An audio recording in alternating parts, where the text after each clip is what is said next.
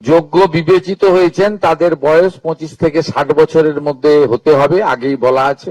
কেন্দ্রীয় বা রাজ্য সরকার, কোন বিধিবদ্ধ সংস্থা, সরকারি আন্ডারটেকিং, পঞ্চায়েত, পৌরসভা, সরকার, সরকারি সাহায্যপ্রাপ্ত শিক্ষা প্রতিষ্ঠান অর্থাৎ শিক্ষক, শিক্ষাকর্মী, স্থায়ী সরকারি চাকরিতে নিযুক্ত থাকেন। পেনশনার্স আসবে না যেহেতু 60 ঊর্ধ্ব, এটা ইরেলিভেন্ট। এরা এই বেনিফিটের মধ্যে পড়ছেন না। তাছাড়া যারা আয়কর প্রদান করেন, অর্থাৎ এখন আয়করের ঊর্ধ্ব সীমা হচ্ছে 12 লক্ষ টাকা বছরে। 12 লক্ষ টাকা পেরিয়ে গেলে আয়কর দিতে হয়।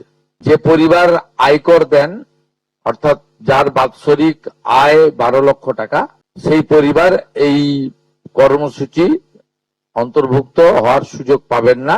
এবং যে মহিলা নিজে 10,000 টাকার বেশি নিজে উপার্জন করেন মাসে, তাকেও এর বিবেচনার মধ্যে প্রাথমিকভাবে আনা হয়নি। যারা ক্যাজুয়াল কন্ট্রাকচুয়াল মানে বাড়ির পুরুষ মানুষরা, তাদের বাড়ির পরিবারের স্ত্রী বা অন্যরা বিবেচিত হবেন। যদি কোনো মহিলা, এটা একটি নারী অর্থনৈতিক সশক্তিকরণের স্কিম, ক্ষেত্রে যিনি সরাসরি নিজে 10,000 টাকার বেশি উপার্জন করেন তাকে বিবেচনা করা হবে না।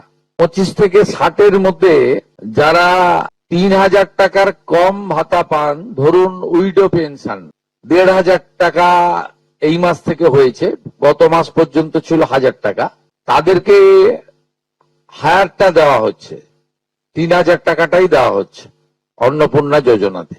এই ধরনের যত স্কিম 25 থেকে 60 মহিলাদের রয়েছে, যারা 3,000 টাকার কম পান বিভিন্ন ভাতা, তাদেরকে 3,000 টাকার অন্নপূর্ণা যোজনার ভাতাটাই দেওয়া হচ্ছে।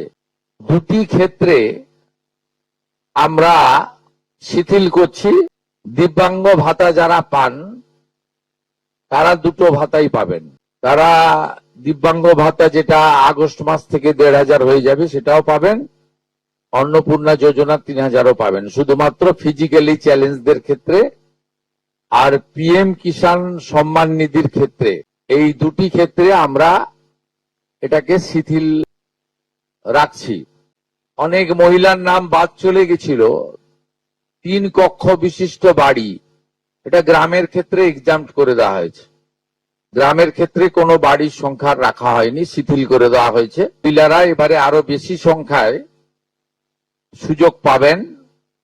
তাদের ক্ষেত্রে, গ্রামীণ ক্ষেত্রে 3 কক্ষ বিশিষ্ট বাড়ি, যেটা জুলাই মাসে ওই ক্রাইটেরিয়াটা থাকার কারণে অনেকে বঞ্চিত হয়েছেন, এবারে আর বঞ্চিত তারা হচ্ছেন না। জমির পরিমাণের ক্ষেত্রেও যে 7টি কর্পোরেশন রয়েছে, সেখানে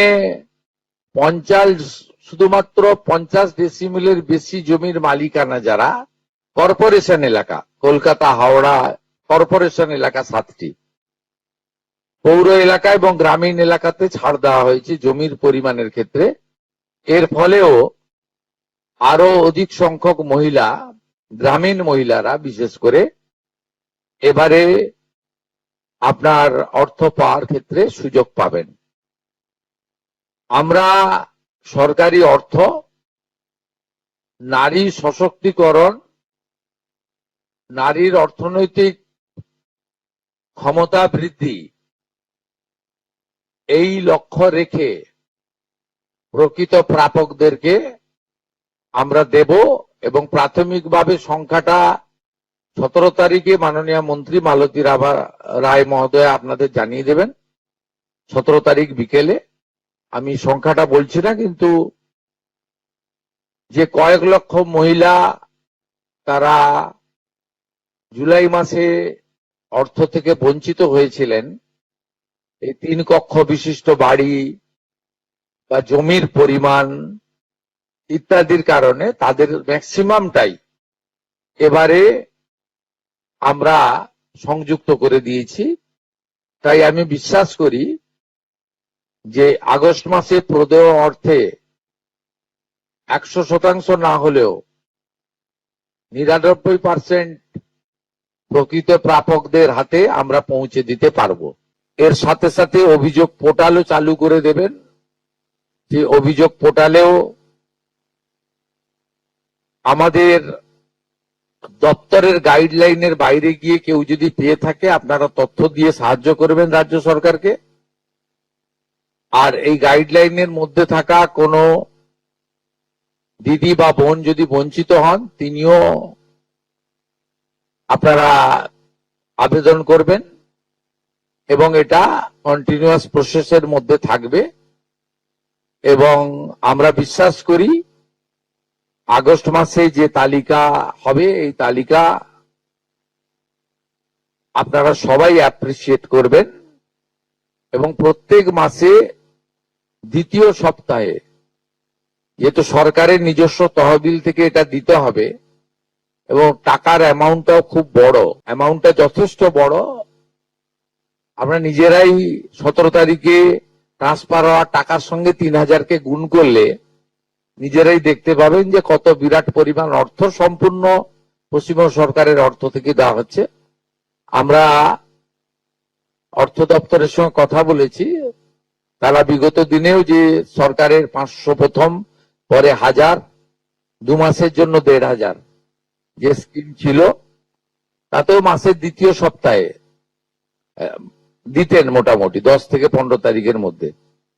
এক্ষেত্রেও প্রত্যেক মাসে 10 থেকে 15 তারিখের মধ্যে যারা বৈধ প্রাপক হিসেবে চিহ্নিত হলেন তারা পেয়ে যাবেন। এবার সভায় অন্নপূর্ণা যোজনার আয়ত্তে আসবেন যারা যারা এর আগে অন্নপূর্ণা যোজনা পাননি, তারা এই মাসে অন্নপূর্ণা যোজনার যে টাকা সবটাই তাদের অ্যাকাউন্টে ক্রেডিট হয়ে যাবে, এমনই বলছেন আমাদের মাননীয় মুখ্যমন্ত্রী শুভেন্দু অধিকারী। তিনি সাংবাদিক সম্মেলন করে তিনি বলে দেন যে কে কে টাকা পাবে, কে কে টাকা পাবে না, অর্থাৎ তিনি কতগুলো শর্ত দিয়ে দেন।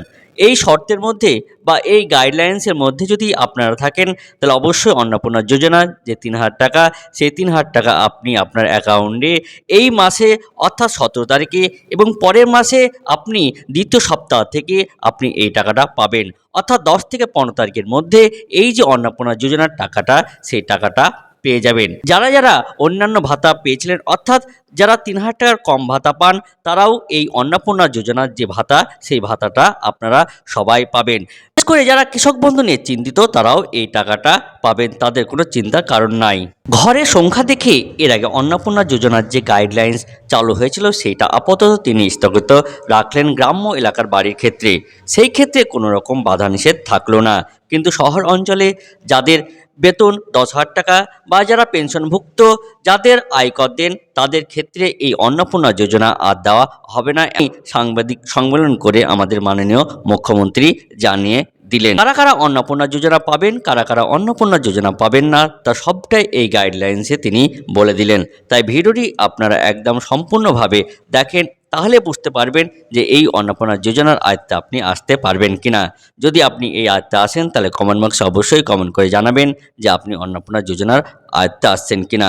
মাননীয় মুখ্যমন্ত্রী সতর্কবার্তাও জারি করলেন, অর্থাৎ যারা যারা অন্যায়ভাবে এই অন্নপূর্ণা যোজনা অর্থাৎ এই গাইডলাইন্সের বাইরে থেকেও অন্নপূর্ণা যোজনা নেবেন তাদের জন্য একটি অভিযোগ পোর্টাল তিনি খুলে রাখবেন এবং যারা যারা অন্নপূর্ণা যোজনা পাচ্ছেন না তাদের জন্য এই পোর্টালে অভিযোগ করা যাবে। তাহলে সেই ক্ষেত্রে একটি বিবেচনা বিষয় থাকবে যে তারা অন্নপূর্ণা যোজনার আয়ত্তে আসবে কিনা, অর্থাৎ তারাও নতুনভাবে অভিযোগ জানাতে পারবে অন্নপূর্ণা যোজনা নিয়ে। তাই ভিডিওটি আপনার কাছে কেমন লাগলো তা অবশ্যই কমেন্ট বক্সে কমেন্ট করে জানাবেন এবং এই চ্যানেলে নতুন হয়ে থাকলে অবশ্যই এই চ্যানেলটিকে সাবস্ক্রাইব করবেন এবং বেল আইকন নোটিফিকেশন অন করে দিবেন।